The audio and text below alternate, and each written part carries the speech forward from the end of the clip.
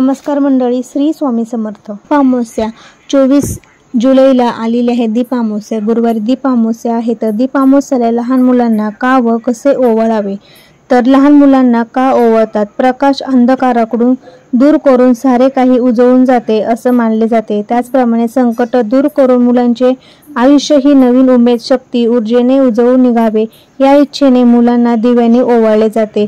तर आजचे मुले हे भविष्यातील जबाबदार नागरिक असतात, त्यामुळे त्यांना ओवाळायचे आहे। सर्वात अगोदर आपण जी दिव्यांची आरस केलेली आहे, तर त्या दिव्यांना आपण कणकेच्या दिव्यांनी ओवाळून घ्यायचं आहे। आणि नंतर आपल्या मुलांना आपण जे कणकेचे दिवे केलेले आहेत, त्या दिव्यांनी आपल्या मुलांना आपण ओवाळून घ्यायचं आहे। मुलं हे पुढील भविष्याचे उज्ज्वल नागरिक बनावे आणि त्यांचे सर्व दुःख, दारिद्र्य दूर व्हावे, सर्व अडचणी दूर व्हाव्यात म्हणून दीपामावस्याला लहान मुलांना ओवाळले जाते।